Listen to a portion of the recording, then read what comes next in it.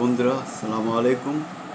পর্তুগালের রাজধানী লিসবনে কাজাদু বাংলাদেশে ও নোটিশিয়াস বাংলা আয়োজনে প্রবাসী বাংলাদেশিদের উপস্থিতিতে জমে উঠেছিল এক বর্ণাঢ্য সাংস্কৃতিক সন্ধ্যা।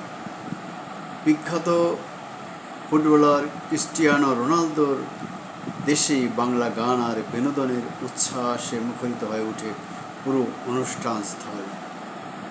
কালজয়ী গান দিয়ে দর্শকদের মুগ্ধ করেন নগর বাউল জেমস, আর প্রাণবন্ত উপস্থিতি ও পরিবেশনায় অনুষ্ঠানে ভিন্ন মাত্রা যোগ করেন চিত্রনায়ক জায়েদ খান।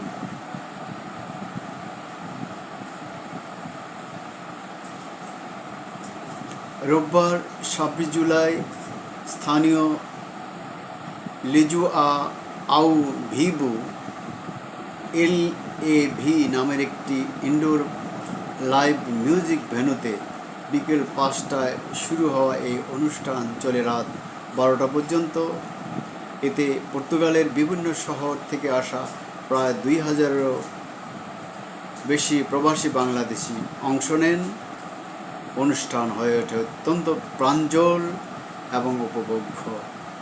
জনপ্রিয় সঙ্গীত শিল্পী জেমস ও চিত্রনায়ক জায়েদ খানের প্রাণবন্ত পরিবেশনায় মুখর হয়ে ওঠে পর্তুগালের বসবাসরত প্রবাসী বাংলাদেশিদের এই মিলন মেলা। দুই তারকার উপস্থিতিতে আয়োজিত এই সাংস্কৃতিক অনুষ্ঠানটি পরিণত হয় এক প্রাণবন্ত অনুষ্ঠানে। এতে অংশ নেওয়া প্রবাসী বাংলাদেশিদের মধ্যে ছিল ব্যাপক উৎসাহ, উদ্দীপনা ও আনন্দের জোয়ার। প্রবাসীর আনন্দ সে এক ভিন্ন মাত্রা যোগ করে অনুষ্ঠানের মঞ্চে উঠে একের পর এক জনপ্রিয় গান পরিবেশন করেন নগর বাউল খ্যাত শিল্পী জেমস। এই সময় তার কালজয়ী গানগুলোর সঙ্গে কণ্ঠ মেলান উপস্থিত দর্শকরা। অন্যদিকে জায়েদ খান তার পরিবেশনা, দর্শকদের সঙ্গে আন্তরিক যোগাযোগ এবং প্রাণবন্ত উপস্থাপনা অনুষ্ঠান ভিন্ন মাত্রা যোগ করেন। অনুষ্ঠানে জুড়ে প্রবাসীদের মধ্যে ছিল উচ্ছ্বাস, আনন্দ আর আবেগের মেলবন্ধন। প্রিয় শিল্পীদের সরাসরি দেখতে পেয়ে অনেকেই আবেগ আপ্লুত হয়ে পড়েন। করতালি, উল্লাস এবং সম্মিলিত কণ্ঠে গান গাওয়ার মধ্য দিয়ে অনুষ্ঠান স্থল যেন এক টুকরো বাংলাদেশে পরিণত হয়। নগর বাউল জেমস ছাড়াও স্থানীয় ব্যান্ডের শিল্পীরা গান পরিবেশন করে প্রবাসী বাংলাদেশিদের মাতিয়ে রাখেন। উপস্থিত প্রবাসীরা বলেন, বিদেশের মাটিতে এ ধরনের সাংস্কৃতিক ও আয়োজন তাদের দেশের সাংস্কৃতিক ঐতিহ্য শেকড়ের সঙ্গে সংযুক্ত থাকতে সহায়তা করে। ভবিষ্যতেও এমন আরও বড় পরিসরে অনুষ্ঠানের আয়োজনে প্রত্যাশা ব্যক্ত করেন তারা। জায়েদ খানের অনুষ্ঠানে এসে উচ্ছ্বাস প্রকাশ করেছেন বাংলাদেশি বংশোদ্ভূত পর্তুগিজ নাগরিক বনি মোহাম্মদ। তিনি জানান, তিনি ও তার পরিবারের সদস্যরা জায়েদ খানের একনিষ্ঠ ভক্ত। শুধুমাত্র তার জন্যই আমি অনুষ্ঠান স্থলে এসেছি, আর সুযোগ পেয়ে আমিও তাদের সঙ্গে একটু ডিগবাজি দিতে চাই। পর্তুগালে বসবাস করা প্রবাসী ফারুক সিকদার বলেন, আজ আমাদের কাজ ছিল, বিশেষ করে আমার দোকান খোলা রাখার কথা ছিল, কিন্তু সব কাজ বন্ধ রেখে শুধু জায়েদ খানের অনুষ্ঠান দেখতে এখানে এসেছি জেমস বন্ডের গান শুনতে 300 কিলোমিটার দূর থেকে। আমি তার অনেক বড় ভক্ত। তাকে কাছ থেকে দেখতে পেরে আমি সত্যি অনেক আনন্দিত। পর্তুগালের এটাই প্রথম কোনো অনুষ্ঠান যেখানে জেমস এবং জায়েদ খানকে একসঙ্গে দেখতে পারা গেছে।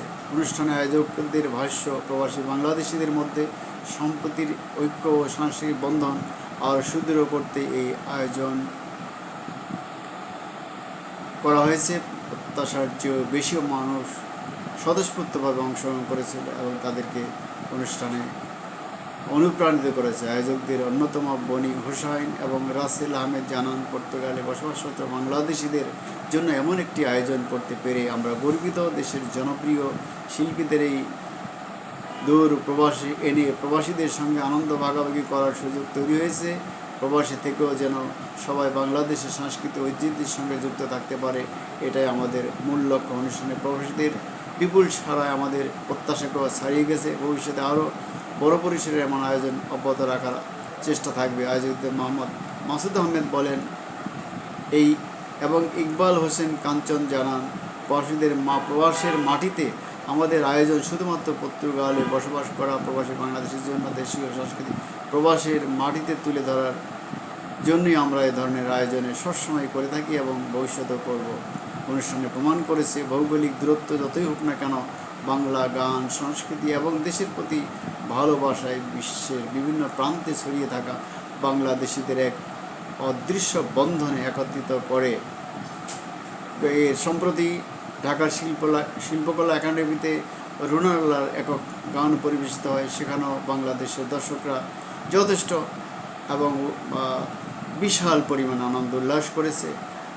তো বাংলাদেশে এবং বিদেশের মাটিতে বাংলাদেশের সাংস্কৃতিকভাবে তুলে ধরার আয়োজন করা আরও উচিত বলে অনেকেই মনে করেন।